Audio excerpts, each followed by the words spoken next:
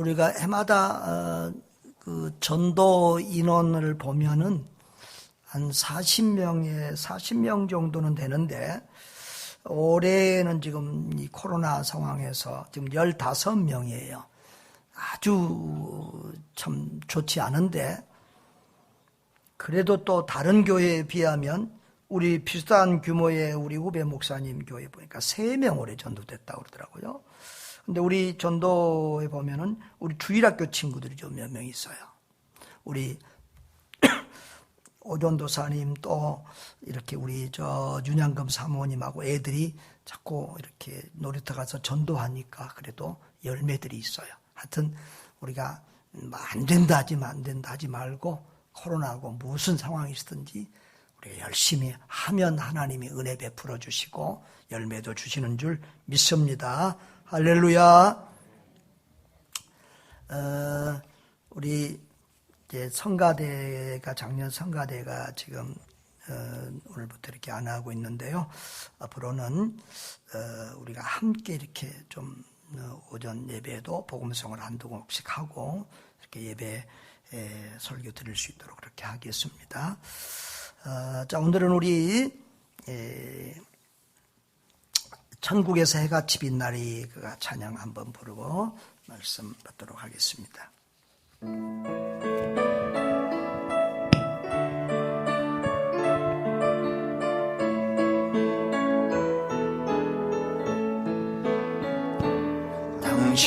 당신의 그 섬김이 전국에서 해같이 빛나리 당신의 그 겸손이 전국에서 해같이 빛나리 당신의 그 믿음이 전국에서 해같이 빛나리 당신의 그 충성이 전국에서 해같이 빛나리 주님이 기억하시면 족하리 예수님 사랑으로 가득 찬 모습 천사도 흠모하는 아름다운 그 모습 천국에서 해같이 빛나리 당신의 그 순종이 전국에서 해같이 빛나리 당신의 그 사랑이 전국에서 해같이 빛나리 당신의 그 찬송이 전국에서 해같이 빛나리 당신의 그 헌신이 전국에서 해같이 빛나리 주님이 기억하시면 족하리 불타는 사명으로 가득 찬 모습 천사도 흠모하는 아름다운 그 모습 천국에서 해같이 빛나 천국에서 해같이 빛나리 천국에서 해같이 빛나리 아멘. 우리 교회만한 규모의 교회들은 성가대를 좀 안 하는 교회들이 많아졌습니다. 왜냐하면 일꾼들이 성가대로 좀 빠져나가서 그런 일꾼이 부족한 그런 면들도 있고요. 원래 또 개신교의 교회는 함께 드리는 예배입니다. 그런데 오전 예배는 잘하면 예배 참여자 그냥 구경꾼으로 이렇게 있을 수가 있어요. 보통 우리 교회는 이제 그래서 내가 우리 교회 자꾸 대예배 시간에도 통성 기도를 함께 하자고 해요. 보통 교회들이 대표기도 그냥 하고 대부분 다른 분들은 가만히 있게 돼요. 또 찬송도 성가대나 이렇게 막 특송자가 나와서 하고 우리가 또 부를 수 있는 찬송이 많지 않아요. 그래서 원래 개신교회는 함께 하나님을 예배하는 그런 것인데, 그래서 이렇게 함께 공동으로 찬양하는 그런 식으로 교회 분위기들이 바뀌어가고 있습니다. 우리도 이렇게 또 한번 하면서 좀 부족한 부분이 또 있으면 또 보관계 가면서 더욱더 하나님이 기뻐하실 그런 예배를 드릴 수 있도록 노력해야 하겠습니다. 할렐루야. 지난 금요일 축구 경기 잘 보셨습니까? 저도 우리 SFC가 위에서 봐서 같이 이렇게 밤늦게 통닭 먹어가면서 봤는데요. 지금까지 우리나라 축구 경기 중에 제일 잘한 것 같아요. 그런데 어제 참 해프닝이 있었어요. 어제 우리 어떤 시찰에 교회에 임직식이 있었습니다. 은퇴 임직식이 있었는데 경건한 그 예배의 마지막에 노회장이 나와서 축도하면서 4강 신화를 이룰 태극전사에게 함께 있을지어다 그러고 마지막을 끝내는 바람에 우리 다 벙 쪄가지고 이게 뭔 소리야 그랬어요. 그래서 끝나고 우리 목사들끼리도 쇼킹해가지고 저 축도 괜찮은 거야? 뭐 이렇기도 하면서 웃기도 하면서 하여튼 평생에 기억될 축도라고 그렇게 했습니다. 참으로 힘든 코로나 시간을 지나고 있습니다. 3년 꽉 채워지네요. 참 힘든 시간에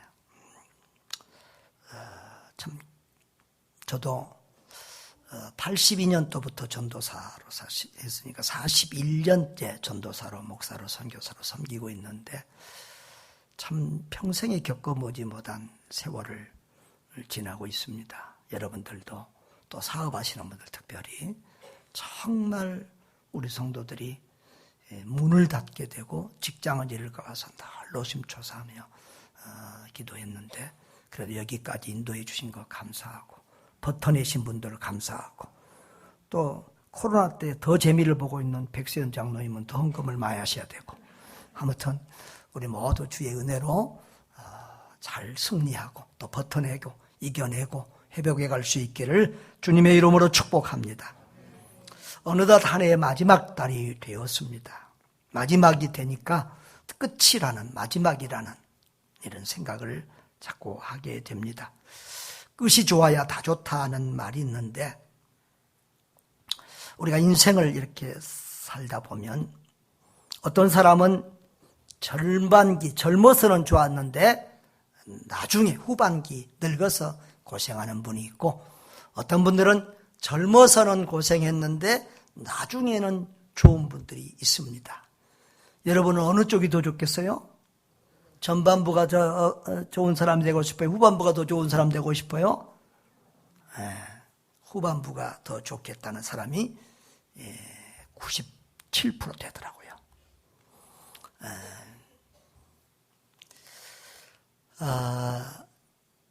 저도 이렇게 이제 참 목회가 몇 년 안 남았다 이런 생각을 하고 그러면서 많은 생각과 기도를 하는데 늘 이 두 가지를 붙들고 제가 기도하고 있는 것 같아요. 오직 하나님께 영광, 오직 교회의 유익. 우리가 인생을 살다 보면 사람들이 볼 때는 잘 살았는데 남들이 볼 때는 잘 살았는데 하나님이 보실 때는 낙제점이 있어요. 또 남들이 볼 때는 별거 아닌 인생인데 하나님이 보실 때는 너 잘 살았다. 착하고 충성된 종이다 하고 인정해 줄 만한 그런 삶이 있어요. 저와 여러분의 진정한 승리와 성공은 하나님의 인정에 있는 줄 믿습니다. 여러분, 자, 옆에 분들하고 한번 인사합시다. 오직 하나님께 영광이 됩시다. 오직 교회의 유익이 됩시다. 자, 그리스도인의 삶과 사역의 목적은 오직 하나님의 영광입니다. 자, 고린도서 10장 31절 우리가 잘 아는 말씀입니다. 다 우리 외워야 되겠죠. 외우다시피 시작. 그런즉 너희가 먹든지 마시든지 무엇을 하든지 다 하나님의 영광을 하라 그랬습니다. 이 다는 저것 외에도 모든 것을 말합니다. 공부하는 것, 일하는 것, 돈 버는 것, 또 무슨 사업을 하는 것, 우리가 하는 일상의 모든 일, 그것을 다 하나님의 영광을 위하여 해야 된다. 이것이 성경이 우리에게 주는 중요한 교훈입니다. 사람이 삶의 목적이 고상하면 그 사람도 고상해진다고 합니다. 삶의 목적이 천박하면 그 사람도 천박해진다고 합니다. 여러분은 지금까지 어떤 삶의 목적을 가지고 살아오셨습니까? 그리고 남은 생애를 또 어떤 목적을 가지고 살아가시렵니까? 남들이 저에게 개혁주의 신학이 뭡니까? 장로교 신학이 뭡니까? 라고 물은다면 여러분들도 남들이 감리교도 있고 침례교도 있고 뭐 있는데 장로교가 뭡니까? 장로교 신앙의 핵심이 뭡니까? 그렇게 물어보면 대답하세요. 저는 두 가지로 말하면 하나님의 영광과 절대 주권이라고 말해요. 한마디로 말하면 이 개혁주의 또 장로교 뭐 칼빈주의 이런 말도 쓰는데 개혁주의라는 말을 우리 가장 많이 쓰지요. 개혁주의의 신앙의 핵심은 하나님의 영광 신앙이다. 따라합시다. 하나님의 영광. 근데 이것을 뭐 칼빈 선생님이 발견해서 없는 것을 만들어내거나 학자가 만들어낸 말이 아니에요. 성경이 사람의 삶의 의미와 목적과 초점은 하나님의 영광에 두어야 된다고 가르치고 있어요. 그래서 오늘도 먹든지 마시든지 무엇을 하든지 다 하나님의 영광을 위해서 하라는 거예요. 로마서 11장 36절은 이렇게 말하고 있어요. 같이 읽습니다. 성경이 나오면 좀 말 안 해도 같이 읽어주시면 얼마나 좋겠어요. 그렇죠? 자, 같이 읽습니다. 이는 만물이 주에게서 나오고 주로 말미암고 주에게로 돌아감이라 그에게 영광이 세세에 있을지어다. 아멘. 왜 하나님께 영광을 돌려야 되느냐? 성경이 말씀하시기도 그렇고 논리적으로도 봐도 그랬습니다. 이 세상 모든 것이 하나님이 창조하셨고 하나님으로부터 나왔습니다. 하나님이 이 세상을 통치하고 다스리고 인류 역사를 구속사를 진행하고 계십니다. 그리고 재림의 때가 되면 우리 하나님께서 이 세상의 모든 역사를 마감하고 정리하십니다. 그래서 시작과 진행과 끝이 다 하나님의 손에 있기 때문에 우리는 영광을 하나님께 돌려야 될 줄 믿습니다. 그리고 또 인생을 살아오면서 내가 잘나고 내가 똑똑하고 내가 잘한 것이 있는 것처럼 생각되는 것이 있다면 그 모든 것은 하나님의 은혜인 줄 믿습니다. 그러므로 우리는 영광을 하나님께 돌려야 된다. 로마서 14장 8절도 우리가 살아도 주를 위하여 죽고 살아도 주를 위하여 살고 죽어도 주를 위하여 죽나니 그러므로 사나 죽으나 우리가 주의 것이로다. 살아도 주를 위하여 죽어도 주를 위하여. 또 빌립보서 1장 20절에도 살든지 죽든지 내 몸에서 그리스도가 존귀하게 되려 하나니. 이게 바울 사도의 참 어떤 신앙 고백이고 삶의 목적이었습니다.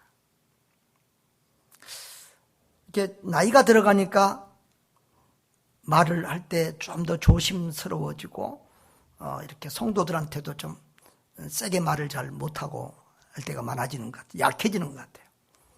또 남들 조심도 더 하게 되고. 근데 더 어렸을 때, 젊었을 때 신학생 때는 좀 제가 더 강했습니다. 신대원 3학년 때 제가 부천에서 전도사를 했습니다.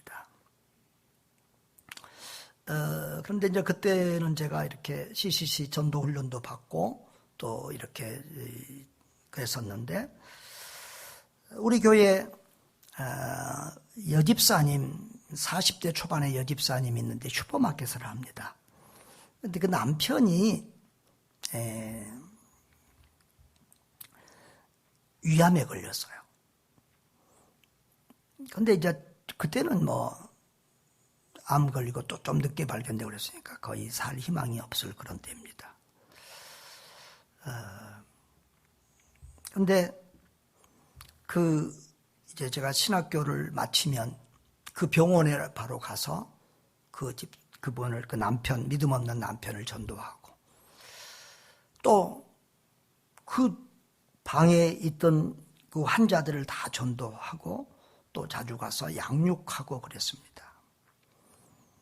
그렇게 투병 생활을 할 때 제가 그 집에 가서 그 여집사님을 놓고 예배하는 시간이 있었습니다.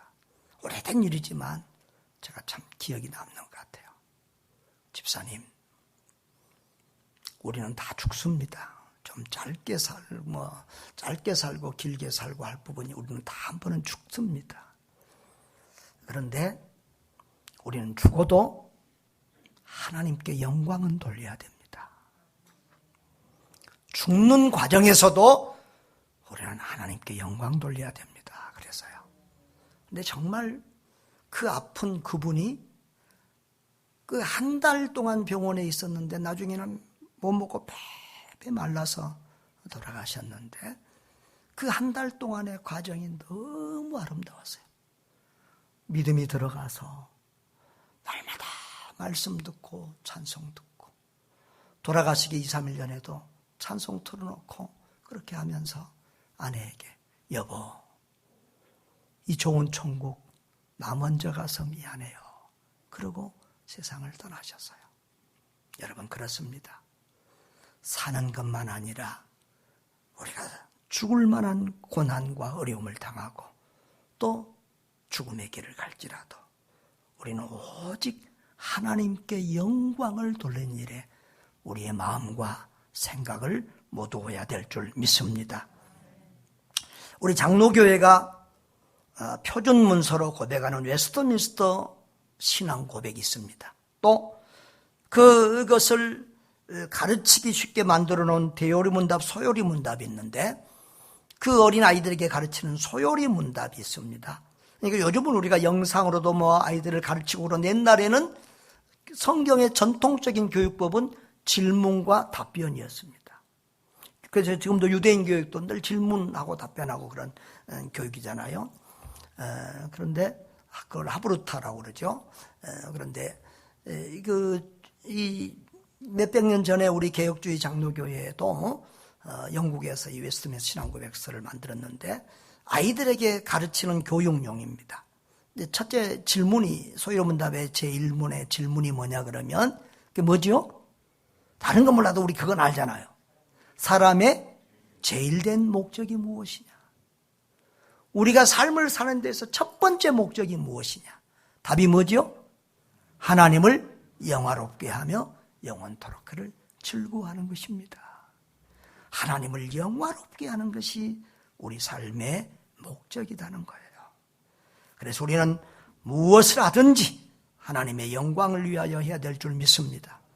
때로는 우리가 전도하고 선교할 때도 그 영혼이 불쌍하니까 전도한다. 그 생명을 구원하기 위해서 선교한다.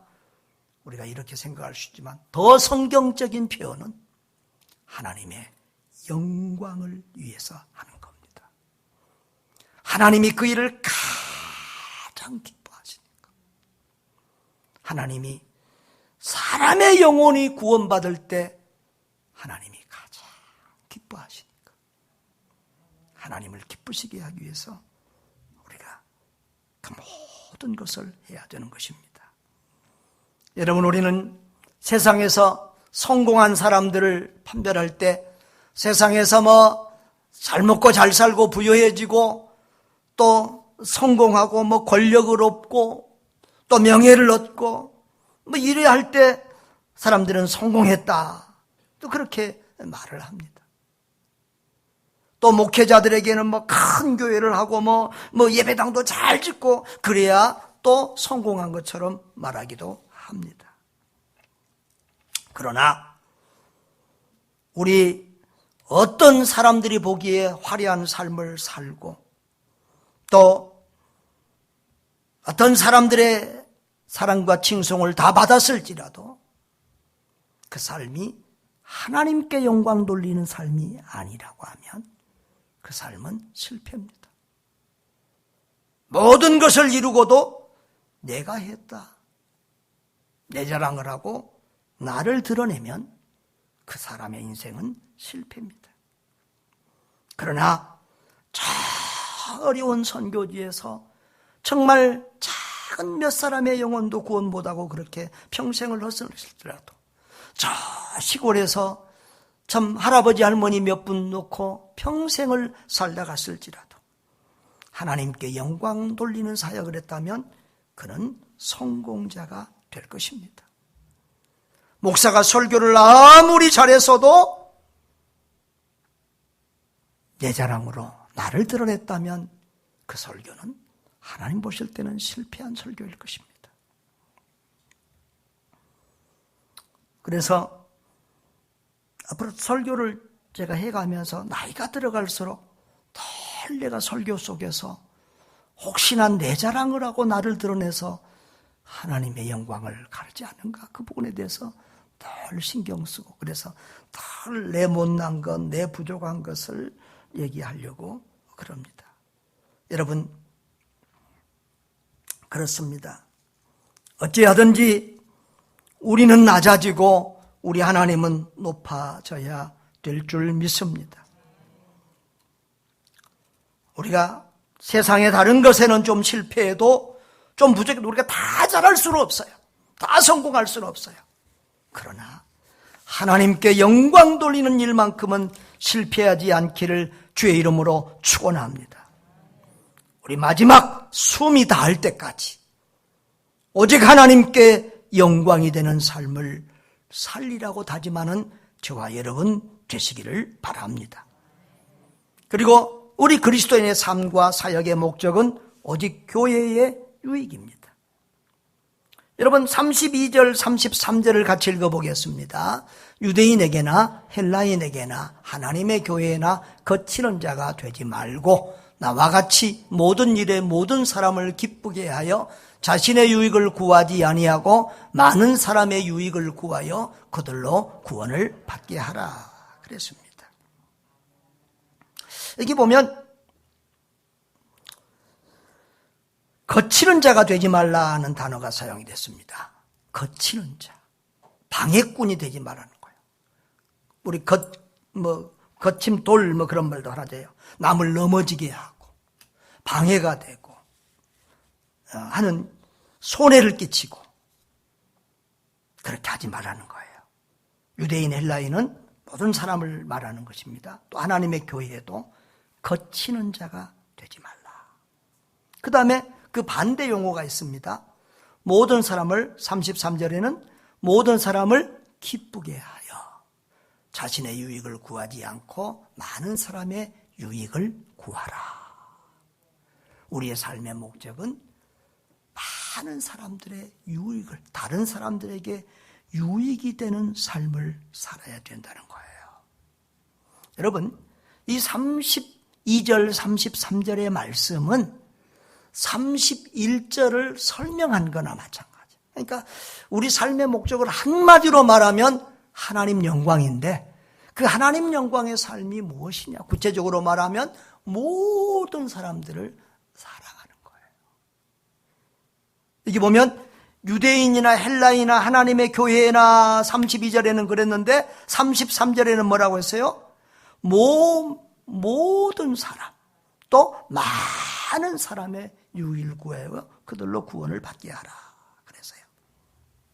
그래서 우리 그리스도인들은 하나님 사랑의 삶을 살 뿐만 아니라 사람 사랑의 삶을 살아야 합니다.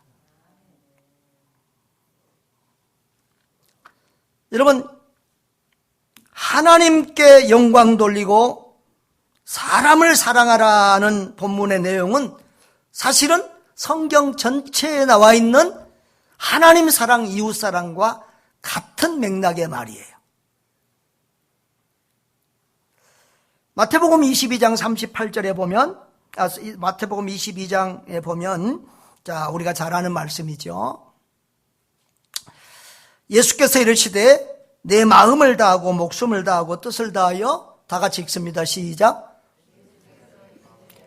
마음을 다하고 목숨을 다하고 뜻을 다하여 주 너희 하나님을 사랑하라 하셨으니 이것이 크고 첫째 되는 계명이요 둘째도 그와 같으니 내 이웃을 자신과 같이 사랑하라 하셨으니 이 두 계명이 온 율법과 선지자의 강령이니라. 예수님이 성경 전체 내용을 한마디로 간추려서 이렇게 얘기를 하셨어요. 그게 하나님 사랑, 이웃 사랑이라는 거예요. 근데 전에도 내가 설교했으니까 설명을 자세히 안 하겠습니다. 이웃 사랑이라는 말은 나를 뺀 내 주변의 사람만 아니라 또 넓게는 모든 나 위의 모든 사람을 의미하고 있어요. 그래서 헬라인, 유대인, 헬라인, 하나님의 교회는 바로 모든 사람을 의미하는 거예요. 여러분, 하나님 사랑과 이웃 사랑, 이것은 둘 같지만 사실은 하나예요. 하나님을 사랑하는 사람은 사람을 사랑해요. 여러분, 하나님이 눈에 보입니까? 안 보입니까? 안 보여요. 그런데 하나님을 여러분이 어떻게 사랑하는 거예요? 눈에 안 보이는 하나님을 어떻게 사랑하고 어떻게 하나님께 영광을 돌립니까? 사람을 사랑하는 것이 하나님을 사랑하는 것입니다. 하나님이 이 세상에서 가장 사랑하는 것은 사람이에요. 사람을 하나님의 형상으로 지으시고 그 사람을 얼마나 사랑하시는지, 당신의 독생자 예수 그리스도를 사람을 위해서 보내서요. 죄인들을 위해서 보냈어요. 나를 위해서 보내셨어요. 여러분을 위해서 보내셨어요. 할렐루야. 그만큼 하나님이 우리를 사랑하셔요. 그래서 예수님은 한 영혼이 천하보다 더 귀하다고 하셨어요. 그렇기 때문에 바로 그 사람을 사랑하는 것이 하나님을 사랑하는 거예요. 그래서 성경에 보면 형제를 사랑하는 자는, 사람을 사랑하는 사람은 율법을 다 이룬 사람이라고 그랬어요. 우리가 주님을 위해서 십자가 진다는 말을 자꾸 해요. 주의 십자가를 지고 주님을 따른다고. 여러분, 십자가가 뭡니까? 이런 십자가, 지금 이런 십자가를 지고 우리가 주님을 따라가는 거예요? 아니에요. 오늘 주님이 우리에게 맡겨주신 십자가가 뭐예요? 사람을 사랑하는 거예요. 교회를 사랑하는 십자가예요. 요즘에 결혼들도 잘 안 하고 또 자녀도 잘 안 낳고 개나 고양이를 키우는 집들도 많아졌어요. 왜 그럴까요? 사람 낳아서 기르고 사랑하는 게 개나 고양이 사랑하는 것보다 더 힘들어서 그래요. 우리 집사람도 우리 애들 키울 때 그러죠. 왜 사람은 이렇게 빨리 안 자랄까? 이 짐승들은 금방 자라는데 왜 사람은 이렇게 빨리 안 자랄까 그러더라고요. 사람을 사랑한다는 게 얼마나 힘든지 몰라요. 짐승은 사람을 배신하지, 우리 주인을 배신하지 않는데 사람은 너무도 많이 우리에게 상처, 배신감을 줘요.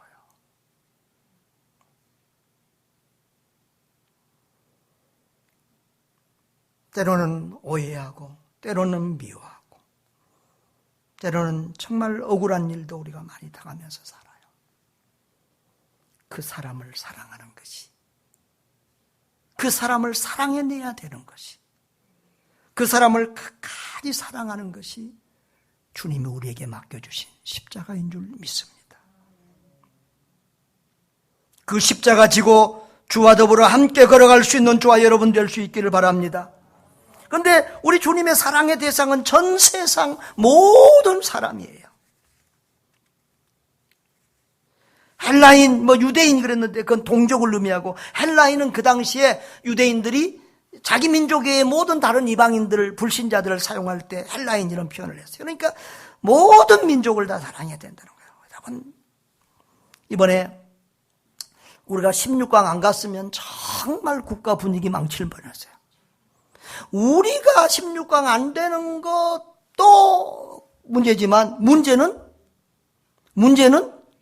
옆에 나라 일본이 16강으로 올라갔다 하는 게 더 문제예요.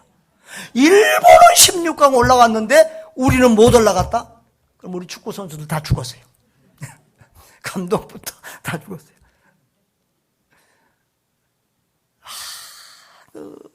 일본에 대한 뿌리 깊은 참 그 미움. 그런데 죄송하지만 하나님은 일본 사람들도 우리가 똑같이 사랑하세요. 중국 사람들, 우리 러시아 말로는 기타이스키라고 그래요. 그래서 욕할 때 기타이스키 막 우리 여기 안병주 선교사 오면은 내가 논리라고 기타이스키 왔네 그래요. 예, 중국에서 기타이스키. 이 욕할 때 막 기타이스키 막 그래요. 야본스키. 일본 사람은 야본스키요. 하여튼 러시아 말은 욕할 때 욕 아닌 욕 같아서 이 스트레스가 풀려요. 일본 놈 욕할 때는 야본스키, 나쁜스키 막. 한국 사람은 뭐예요?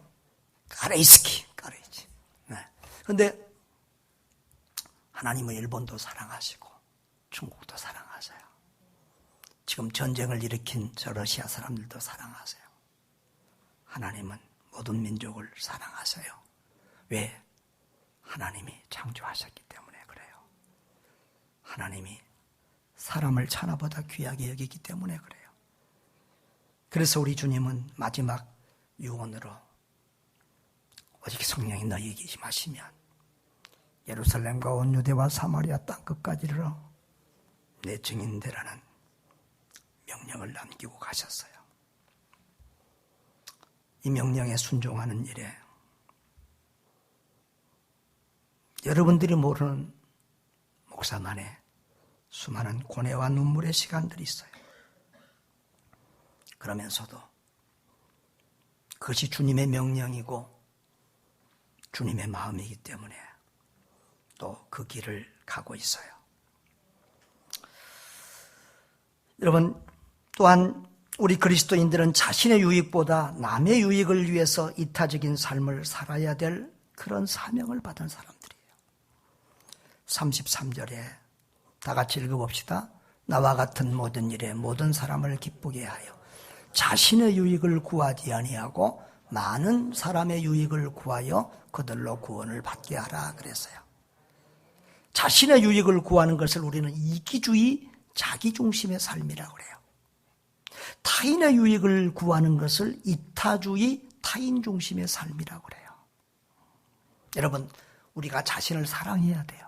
그러나 성경은 거기에 대해서 강조를 주지 않아요. 왜냐하면 누구나 사람이 자기를 사랑하고 기본적으로 우리는 자기중심이기 때문에 그래요. 인간적으로도 우리는 자기중심이고 교회적으로도 다 내 교회 중심이에요. 내 교회의 것을 다른 사람에게, 내 자녀에게 둘 떡을 남에게 주는 것은 어려운 일이에요. 여러분, 그런데 주님은 우리에게 그런 삶을 요구하고 있어요. 주님이 그 길을 가셨어요. 우리 주님께서 우리가 가지고 있는 것이 가장 중요한 것이 뭐예요? 생명이잖아요. 당신의 생명을 다른 사람을 위해서 주셨어요. 우리를 위해서 주셨어요. 그리고 우리에게도 주님과 같은 삶을 살라고, 예수님처럼 예수님 닮은 삶을 살라고 말씀하고 계세요. 여러분, 예수 믿는 것은 참 쉬운데 가장 어려운 일이에요. 돈 없어도 예수 믿고 구원받을 수 있어요. 봉사 안 하고 헌신 안 하고 희생 안 하고 그래도 예수만 믿으면 구원받을 수 있어요. 그러나 어려운 게 왜예요? 주님이 우리의 삶의 수준을 하나님의 수준으로 요구하고 있다는 거예요. 하늘에 계신 너희 아버지의 거룩함같이 온전함같이 너희도 온전하라. 우리에게 예수님처럼 예수 닮은 삶, 예수님과 같은 삶을 살라는 거예요. 우리의 삶의 목표가 수준이 가장 높고 고상하기 때문에 진정한 그리스도인이 된다는 것은 정말 어려운 일이에요. 우리 교회도 부유한 교회도 아니고 어렵고 빚도 많지만 교회 재정의 반을 이렇게 선교와 구제하는 일에 쓰고 있잖아요. 그런데요,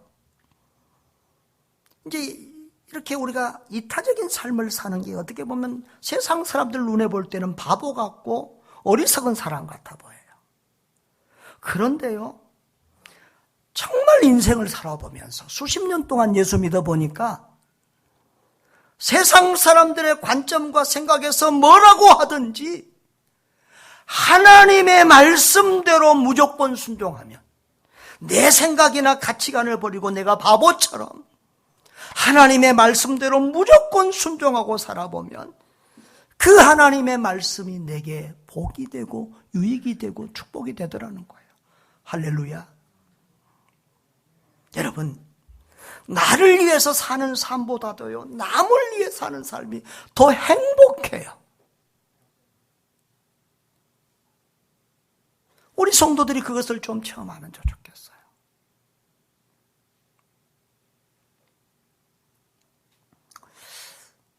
어렸을 때 이렇게 잔치집에서 떡이나 맛있는 음식을 가져오면 우리 엄마 아빠들이 어떻게 했죠? 특별히 엄마가 어떻게 하죠? 자기는 안 먹고 자식들 줘요. 저도 그런 경험이 있어요. 엄마 왜 안 먹어? 나는 먹고 와서 배불러 너 먹어. 그런데 사실은 안 잡순 거예요. 그리고 자식이 맛있게 먹는 모습을 보고 즐거워하는 것이 부모의 마음이에요. 내가 먹는 것보다 사랑하는 자식이 먹는 게, 아들이 먹는 게 더 행복해요. 여러분, 예수님도 받는 자보다 주는 자가, 주는 것이 더 복이 있다고 그래서요. 저도 이렇게 접대를 할 일들이 많잖아요. 근데 저는 우리 선교사님들 접대할 때가 기쁠 때가 많아요. 다른 목사님들이나 이 한국 분들은 하도 잘 먹고 살아서 웬만한 거 가지고는 만족을 잘 못 하시더라고. 목사님들은 막 우리 동네 가면 더 맛있는 데 있다고 그러니까 좀 대접하고 힘 빠져요.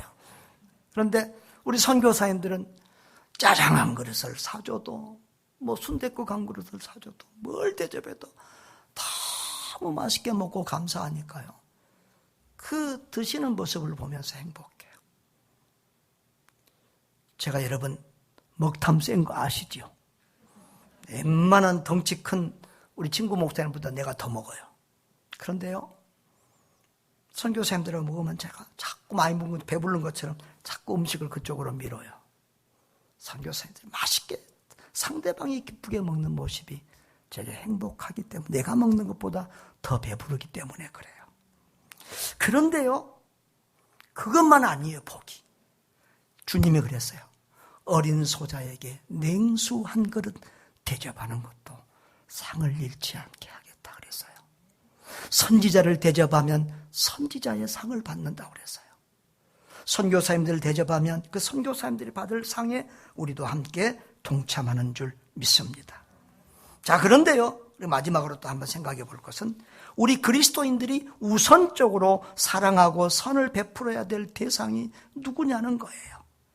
여기 보면 32절에 유대인에게나 헬라인에게나 하나님의 교회에나 그랬어요. 그리고 그 다음에 제일 마지막에 말하면 그들로 구원을 받게 하라 그랬어요. 하나님의 교회를 섬기는 일은 구원을 받는 일과 관계가 있기 때문에 이렇게 말하고 있어요. 여러분, 우리가 오늘 성경이 모든 사람을 사랑하고 많은 사람을 사랑하라고 그러는데 그 다음에 더 좁혀서는 교회에 거침들어서 교회를 사랑하라고 그랬어요. 갈라디아서 6장 10절을 한번 볼까요? 우리가 많은 사람을 사랑하되 어디에 더 우선적으로 어떤 사람들을 더 사랑하며 선을 베풀어야 되는지 같이 읽어보겠습니다. 시작. 그러므로 우리는 기회 있는 대로 모든 이에게 착한 일을 하되 더욱 믿음의 가정들에게 할지니라. 여기 믿음의 가정이 뭐죠? 교회예요. 믿음의 가정이 우리 교우들, 우리 영적인 가족들, 바로 우리들이에요. 그들을 더 사랑하고 그들에게 더 착한 일을 하고 선을 베풀라는 거예요. 여러분, 교회는 주님의 몸이라고 그랬어요. 주님의 핏값으로 사신 교회 그랬어요. 왜 핏값이죠? 우리 한 사람, 교회는 건물이 아닙니다. 우리 한 사람 한 사람, 한 생명 한 생명을 예수님이 당신의 목숨을 주고 그 핏값으로 우리를 구원하셨기 때문에 그래요. 그래서 하나님이 이 지상에 있는 모든 기관, 공동체 중에서 가장 귀하게 보시는 공동체가 교회예요. 그런데 많은 사람들이 그렇게 나는 예수님은 좋지만 교회는 싫어. 그래서 요즘에는 가난한 교인, 교회에 안 다니는 교인이 너무 많아요. 그저께 어떤 교회에서 선물 주는 종이 봉투를 하나 받았는데, 종이 백을 하나 받았는데 거기 그렇게 써놨더라고. 교회 안 나가는 사람들을 위한 교회. 그렇게 교회 안 나가면서 나는 기독교인입니다라는 사람이 참 많아진 시대. 지금 우리 시대는 정말 교회관이 흔들리고 예배관이 흔들리는 우리는 그런 시대에 살고 있어요. 그런데 여러분, 우리가 그렇게 교회를 섬기는데 정말 우리가 참 어려운 시간을 이렇게 지나고 있잖아요. 이 교회를 다른 일을 좀 잘못하는 것은 그냥 손해보면 되는데 교회를 잘못 섬기면 사람들을, 영혼들을 실족하게 하는 거예요. 또 그리고 교회를 잘 섬기면 그것이 직간접적으로 천하보다 귀한 영혼을, 이 세상에서 가장 귀한 영혼을 구원하는 일이 되는 거예요. 그래서 교회는 하나님이 보실 때에 가장 중요한 일이고, 세상 사람들이 볼 때는 교회가 무슨 쓸데없는 일을 하는 것처럼 보이고, 헌금하면 어떻고 저쩌고 막 이런 비난을 하지만, 교회가 하는 일은 직접적으로 천하보다 존귀한 일을 하는 일. 사람들이 술 먹고 술값 내가지고 그것 가지고 비난하지 않아요. 근데 교회가 헌금으로 어떻게 그거 가지고 얼마나 많은지 몰라요. 그러나 우리가 분명하게 할 것은 교회에는 직간접적으로 우리가 쓰는 모든 돈들은 하나님의 영광, 영혼 구원과 관계가 있다는 거예요. 여러분들은 알고 모르고 헌금하신 분들도 있지만 여러분이 헌금한 돈의 반절은 우리가 선교비와 또 구제비로 밖으로 지원되고 있어요. 그러니까 여러분들이 세상에서 무슨 굳이 안 하더라도 교회에 헌금한 것만 해도 여러분의 것의 50%는 지금 그렇게 쓰이고 있다는 거예요. 여러분, 어떤 애들은 그래요. 나는 예수님은 사랑하지만 교회는 사랑하지 않아. 그것은 잘못된 신앙이고 거짓 신앙이에요. 교회가 뭡니까? 사람입니다. 교회가 뭡니까? 내가 곧 교회입니다. 내가 교회예요. 내가 모여서 교회가 되는 거예요. 여러분, 우리 교회가 사람이 사랑받을 만해서 하나님이 우리를 사랑했습니까? 내가 사랑받을 만해서 하나님이 나를 사랑하고 독생자 외아들 주신 거 아니에요. 사랑받을 수 없는데 주님이 우리를 사랑하셨어요.